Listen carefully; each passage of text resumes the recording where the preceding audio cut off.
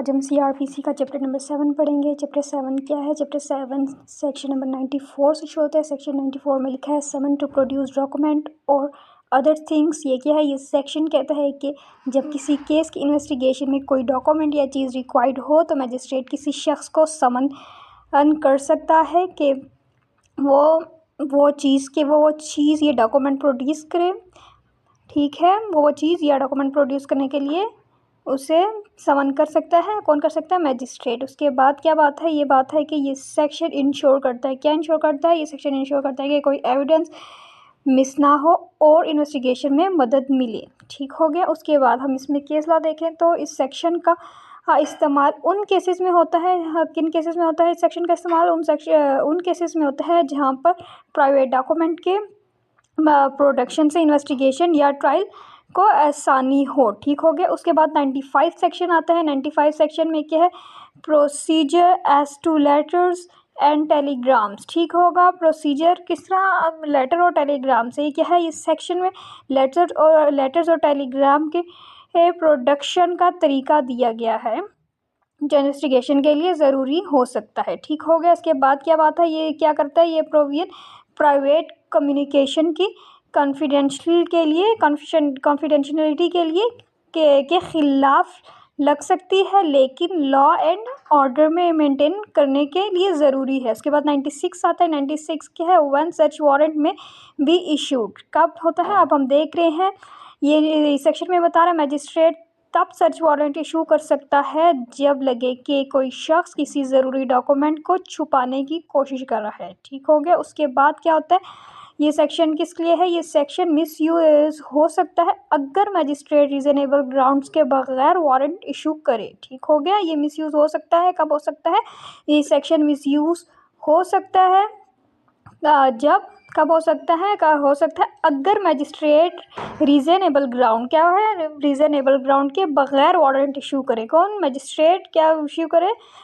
Warrant issue करे। कब करे? किसी रीजनेबल ग्राउंड के बगैर। उसके बाद हम केस कहाँ मिलते हैं? ये हमें मिलते हैं केस लॉस जो है कोर्ट ने एम्फेसाइज किया है कि सर्च वारंट सिर्फ जेन्युइन केस में इशू होना चाहिए। हमें केस लॉ में मिल रही है बात कि कोर्ट ने हमें एम्फेसाइज किया है कि सर्च वारंट सिर्फ जेन्युइन केसेस में इशू होना चाहिए। उसके बाद हमारे पास सेक्शन नंबर 97 आता है। 97 में लिखा हुआ है पावर टू रिस्ट्रिक्ट वारंट। ये क्या बताता है? इस सेक्शन के ज़रिए मैजिस्ट्रेट वारंट को रिस्ट्रिक्ट कर सकता है सिर्फ स्पेसिफिक चीज़ों तक ताकि वारंट का मिसयूज़ ना हो। ठीक हो गया। 97 जो सेक्शन है वो क्या करने लग गया? वो रिस्ट्रिक्ट करने लग गया। ठीक है। क्या कर रहा है ये?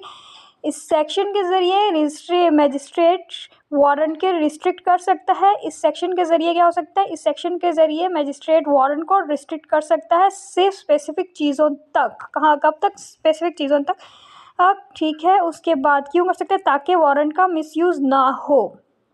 इसके बाद हम क्रिटिकल एनालिसिस में अगर चेक करें तो ये पावर चेक करती है कि और इंश्योर करती है कि वारंट ओवरऑल ब्रॉड ना हो। ठीक हो गया। उसके बाद 98 हमारे पास इसके सेक्शन आता है इस चैप्टर में जो है वो क्या है? वो बात ये है कि search of house suspected to contain stolen property forge documents etceteras. ये क्या है? ये सेक्शन है बताता है हमें अगर किसी घर में चोरी का माल या फॉर्ज डॉक्यूमेंट्स हो तो मैजिस्ट्रेट वहाँ सर्च वारंट इशू कर सकता है। इसमें हम क्रिटिकल एनालिसिस का देखें तो क्या क्रिटिकल एनालिसिस का ये है कि इस सेक्शन में का मकसद लॉ का अप होल्ड करना है, लेकिन ये तब इफेक्टिव है जब रीजनेबल ग्राउंड्स हों। ठीक हो गया। क्या है इस सेक्शन का मकसद? क्या है इस सेक्शन का मकसद? लॉ को अप होल्ड करना है, लेकिन ये तब इफेक्टिव है जब रीजनेबल ग्राउंड्स हों। उसके बाद हमारे पास इसका केस लॉ आ रहा है। कोर्ट ने क्लैरिफाई किया इसके केस लॉ में क्या हुआ? कोर्ट ने क्लैरिफाई किया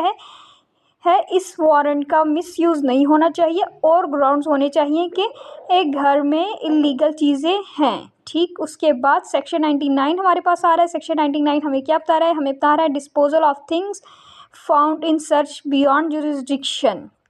ये क्या है? इसमें लिखा है इस सेक्शन में बात जो बताई गई है वो ये कि इस सेक्शन का तहत कोई चीज़ जो किसी दूसरे जुरिस्डिक्शन में मिले उसे उसका डिस्पोजल कैसे हो सकता है, इसका जिक्र है। उसके बाद इसका हम क्रिटिकल एनालिसिस देखें तो ये जुरिस्डिक्शनल इश्यूज़ को सॉर्ट आउट करता है और क्लियर प्रोसेस सेट करता है। ठीक हो गया। उसके बाद हमारे पास इसका 99A आ रहा है, उसमें क्या लिखा हुआ है, power to declare certain publication forfeited.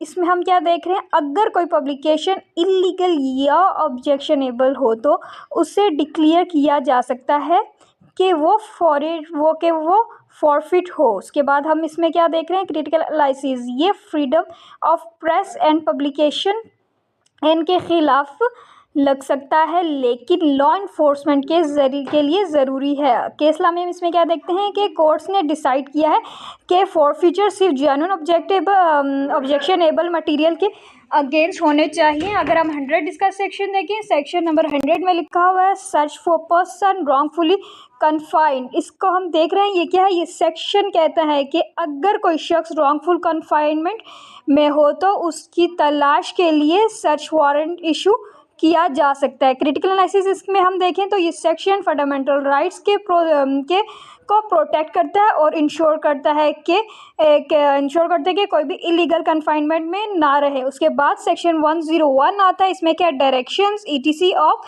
Search warrant. इसमें क्या है, हमें बताता है ये सेक्शन सर्च वारंट्स के डायरेक्शंस और टर्म स्पेसिफाई करता है ताकि मिसयूज़ ना हो। और हम इसका क्रिटिकल एनालिसिस देखें तो ये क्या है, ये प्रोविजन इंश्योर करता है कि सर्च वारंट का मिसयूज़ ना हो और जो वारंट एग्जीक्यूट कर रहे हैं वो उसे सही तरीके से करे। ठीक हो गया। उसके बाद इसमें हम सेक्शन 102 देख रहे हैं, ये क्या है, person in charge of close place to allow search. इसमें क्या है, इस सेक्शन के तहत ये जो सेक्शन है कहता है कि अगर किसी क्लोज प्लेस में सर्च वारंट हो तो उसके ज़िम्मेदार शख्स को सर्च अलाउ करना पड़ेगा।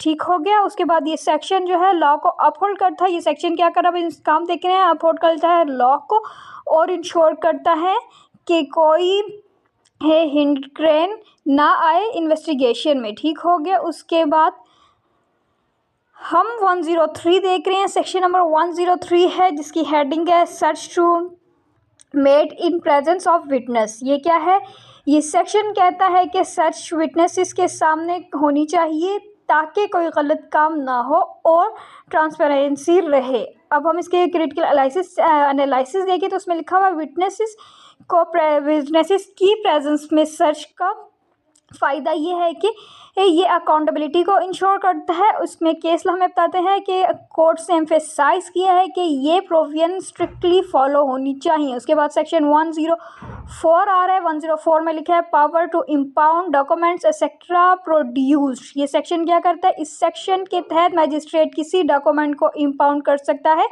जो प्रोसीजर किए गए हों। ठीक है। उसके बाद क्रिटिकल एनालिसिस क्या है, इसका क्रिटिकल एनालिसिस ये है कि ये सेक्शन एविडेंस को सिक्योर करता है लेकिन डॉक्यूमेंट को रिस्ट्रिक्ट करता है कि किसी की राइट्स की इम्पैक्ट भी कर सकता है। ठीक हो गया। उसके बाद हमारे पास इसका आखिरी सेक्शन आ रहा है इस चैप्टर का जो कि 105 है। ये हमें क्या बता रहा है, ये सेक्शन है कि मजिस्ट्रेट में direct search in his presence. ये क्या है, ये हमें सेक्शन जो है मजिस्ट्रेट को अथॉरिटी देता है वो सर्च को अपनी प्रेजेंस में करे।